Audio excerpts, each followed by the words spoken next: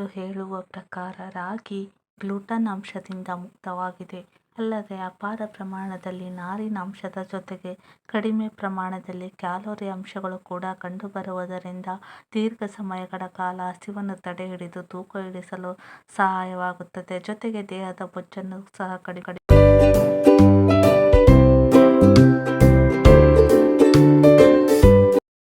Beetroot ತರಕಾರಿಯ ಬಗ್ಗೆ ನಮಗೆಲ್ಲ ಗೊತ್ತೇ ಇದೆ.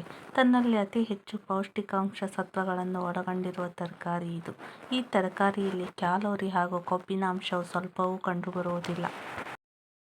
ಹೀಗಾಗಿ ದೇಹದ ತೂಕವನ್ನು ಕಡಿಮೆ ಮಾಡಿಕೊಳ್ಳಲು ಬಯಸುವವರಿಗೆ ಇದೊಂದು ಒಳ್ಳೆಯ ತರಕಾರಿ ಎಂದೇ ಹೇಳಬಹುದು. ಇನ್ನು ಪ್ರಮುಖವಾಗಿ ತರಕಾರಿಯಲ್ಲಿ ನಾರಿನಾಂಶ ಇರುವ ಕಾರಣದಿಂದ ರಕ್ತದಲ್ಲಿ ಕೆಟ್ಟ ಕೊಲೆಸ್ಟ್ರಾಲ್ ಅಂಶ ಕಡಿಮೆ ಮಾಡಿ ದೀರ್ಘಕಾಲದವರೆಗೆ ಹಸಿವನ್ನು ತಡೆಹಿಡಿದು ದೇಹಕ್ಕೆ ಅಗತ್ಯವಾದ ಶಕ್ತಿ ಹಾಗೂ ಪೋಷಣೆಯನ್ನು ನೀಡಿ ತೂಕ ಇಳಿಸುವಲ್ಲಿ ನೆರವಾಗುವುದು.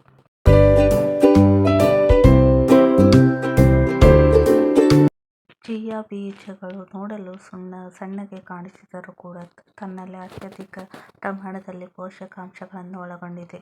ಇದರಲ್ಲಿ ಪ್ರಮುಖವಾಗಿ ಕಡಿಮೆ ಪ್ರಮಾಣದಲ್ಲಿ ಕ್ಯಾಲೋರಿ ಅಂಶಗಳು. 1 ಚಮಚ ಚಿಯಾ ಬೀಜದಲ್ಲಿ 70 ಕ್ಯಾಲೋರಿ ಇದೆ ಎಂದು.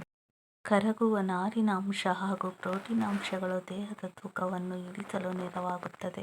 ಹೀಗಾಗಿ ತೂಕ ಇಳಿಸಿಕೊಳ್ಳಲು ಬಯಸುವವರು ಚಿಯಾ ಬೀಜಗಳನ್ನು ನೆನೆಸಿಟ್ಟ ನೀರನ್ನು ಬೆಳಗಿನ ಖಾಲಿ ಹೊಟ್ಟೆಗೆ ಕುಡಿಯುವ ಅಭ್ಯಾಸ ಮಾಡಿಕೊಳ್ಳಬೇಕು.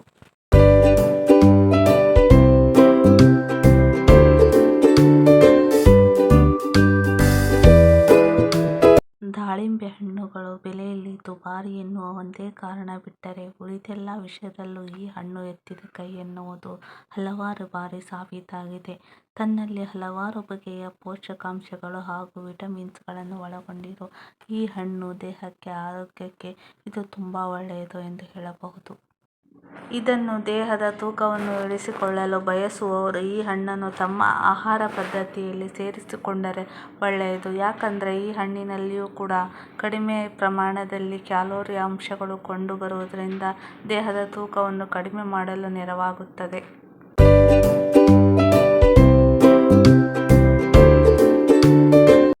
ಬೇಯಿಸಿದ ಓಟ್ಸ್ ಗಿಂತಲೂ ನೀರಿನಲ್ಲಿ, ಹಾಲಿನಲ್ಲಿ ಅಥವಾ ಮೊಸರಿನಲ್ಲಿ ನೆನೆಸಿಟ್ಟ ಓಟ್ಸ್ ರವೆ ಹೆಚ್ಚು ಆರೋಗ್ಯಕ್ಕೆ ಎಂದು ಹೇಳಲಾಗುತ್ತದೆ.